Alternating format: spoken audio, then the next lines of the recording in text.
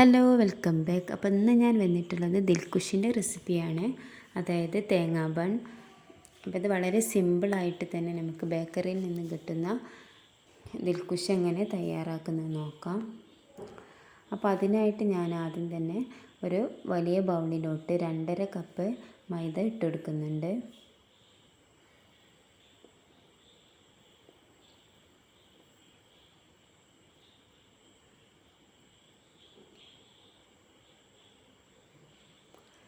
ഇനി ഇതിലേക്ക് 2.5 teaspoon yeast ചേർത്ത് കൊടുക്കുക.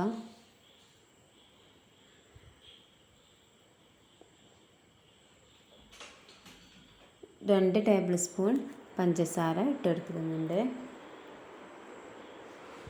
പിന്നെ ഇതിലേക്ക് ആവശ്യത്തിനുള്ള ഉപ്പ് ചേർത്ത് കൊടുക്കുക.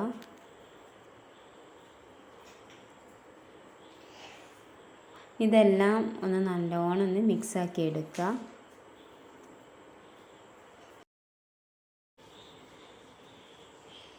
ഇത് മിക്സ് ആയതിന് ശേഷം ഇതിലേക്ക് 1.25 കപ്പ് ചെറു ചൂടുപാൽ ഒഴിച്ചെടുക്കുക.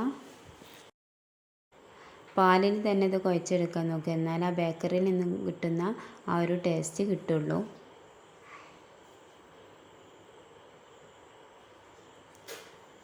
ഇതുപോലെ ആവശ്യത്തിന് മാത്രം ഒഴിച്ചിട്ട് ഇതുപോലെ കുഴച്ചെടുക്കുക. നല്ല സോഫ്റ്റ് ആക്കിയിട്ട് വേണം കുഴച്ചെടുക്കാൻ. പിന്നെ ഈ സമയത്ത് ഞാൻ 1.5 ടേബിൾ സ്പൂൺ സൺഫ്ലവർ ഓയിലും കൂടി ഒഴിച്ചിട്ടുണ്ടായിരുന്നു. ഇത് നല്ലോണം ഇതുപോലെ സോഫ്റ്റായിട്ട് കുഴച്ചെടുക്കുക. ഇത് നല്ല സോഫ്റ്റായിട്ട് കുഴച്ചെടുത്തതിന് ശേഷം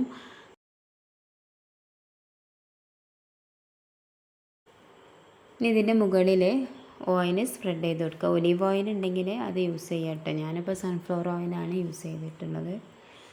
അതിനുശേഷം ഇത് അടച്ച് വെക്കാം. ഒരു 2-2.5 മണിക്കൂറെങ്കിലും ഇത് പൊങ്ങി വരാനായിട്ട് മാറ്റി വെക്കുക.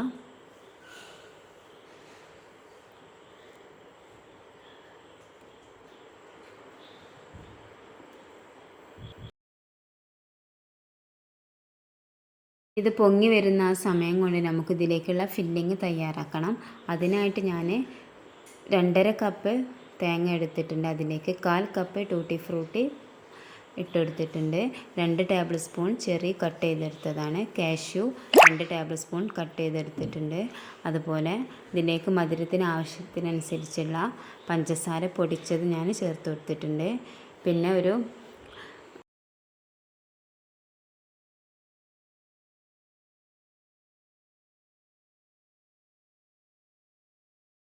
പിന്നെ ഇതിലേക്ക് 1/2 ടീസ്പൂൺ ഏലക്ക പൊടിച്ചതും കൂടി ചേർത്തിട്ട് നല്ലോണം മിക്സാക്കി എടുക്കുക. അപ്പോൾ ഇത് നല്ലോണം മിക്സായി കിട്ടിയിട്ടുണ്ട്. അപ്പോൾ നമ്മുടെ ഡോ നല്ലോണം പൊങ്ങി വന്നിട്ടുണ്ട്.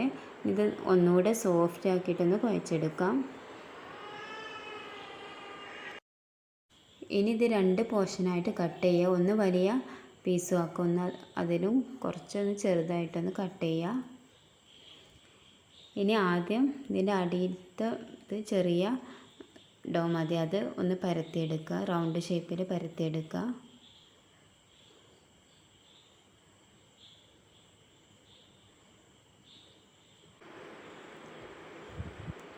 ഇനി ഇത് നമുക്ക് ഓവൻ്റെ ട്രേയിലോട്ട് മാറ്റി കൊടുക്കാം.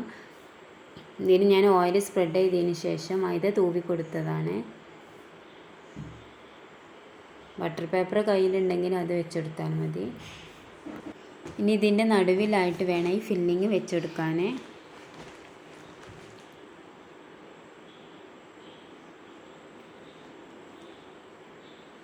അപ്പോൾ ഇതുപോലെ ഫില്ലിങ്ങൊക്കെ വെച്ചെടുക്കുക. അതിനുശേഷം നമുക്ക് മാറ്റി വെച്ചിട്ടുള്ള ആ വലിയ പോർഷൻ ഉണ്ടല്ലോ, അതൊന്ന് ഇതുപോലെ ഒന്ന് പരത്തിയെടുക്കുക. 1/4 ഇഞ്ച് കനത്തിൽ വേണ്ടിയിട്ടിത് പരത്തിയെടുക്കാനായിട്ട്. ഇനി ഇത് അതിൻ്റെ മുകളിലോട്ട് നമുക്കൊന്ന് വെച്ചെടുക്കാം.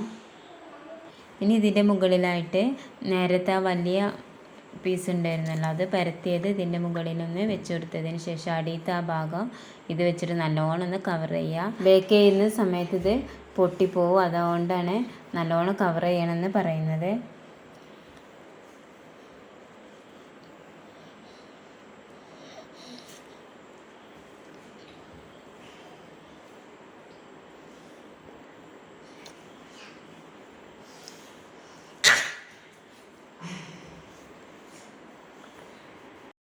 ഇതൊരു 10 മിനിറ്റ് പൊങ്ങി വരാനായിട്ട് വെക്കുക. അതിനുശേഷം ഇതിൻ്റെ മുകളിലായിട്ട് കോഴിമുട്ട ഒന്ന് സ്പ്രെഡ് ചെയ്ത് കൊടുക്കുക. സമയത്ത് ഞാൻ ഓവൻ പ്രീഹീറ്റ് ആക്കിയിട്ടുണ്ട്. 200 ഡിഗ്രി സെൽഷ്യസിൽ 30 മിനിറ്റാണ് ഞാൻ ബേക്ക് ചെയ്തെടുക്കുന്നത്. അപ്പോൾ നമ്മുടെ ദിൽകുഷ് ഇവിടെ റെഡി ആയിട്ടുണ്ട്. എനിക്ക് 30 മിനിറ്റായിട്ട് ഇത് ബേക്ക് ചെയ്യാനെടുത്ത സമയം. അപ്പോൾ ഇനി ഇത് നമുക്കൊന്ന് കട്ട് ചെയ്യാം. നല്ല സോഫ്റ്റാണ്. കണ്ടാൽ തന്നെ നമുക്കറിയാൻ പറ്റും നല്ല സോഫ്റ്റായിട്ട് തന്നെ നമ്മുടെ കോക്കനട്ട് ബൺ ഇവിടെ കിട്ടിയിട്ടുണ്ട്. അപ്പോൾ ഇത് മധുരം ഇഷ്ടമുള്ളവർക്കൊക്കെ എന്തായാലും ഈ ഒരു ബന്ന് ഇഷ്ടപ്പെടും. അപ്പോൾ നിങ്ങൾ ഇഷ്ടമെങ്കിൽ ഒന്ന് ലൈക്ക് ചെയ്യുക, അതുപോലെ ഷെയർ ചെയ്യുക. പിന്നെ എൻ്റെ ചാനൽ ഇതുവരെ സബ്സ്ക്രൈബ് ചെയ്യാത്തവരാണെങ്കിൽ ഒന്ന് സബ്സ്ക്രൈബ് ചെയ്യുക. പിന്നെ നിങ്ങളിത് ഉണ്ടാക്കിയിട്ട് ഫീഡ്ബാക്കൊക്കെ ഒന്ന് കമൻറ്റിലൂടെ അറിയിക്കുക. പിന്നെ ഇത് കട്ട് ചെയ്യുമ്പോൾ തന്നെ ആ ഫില്ലിങ്ങൊക്കെ നല്ല രീതിയിൽ തന്നെ കൊടുത്താൽ അത് കാണാനും ഭംഗിയാണ്. അതുപോലെ നമുക്കിത് കഴിക്കുമ്പോൾ നല്ലൊരു ആ ബേക്കറിയിൽ നിന്ന് കിട്ടുന്ന ആ ഒരു ടേസ്റ്റ് നമുക്ക് കിട്ടുള്ളൂ. അപ്പോൾ ഇനി അടുത്ത നല്ലൊരു റെസിപ്പി ആയിട്ട് വീണ്ടും കാണാം.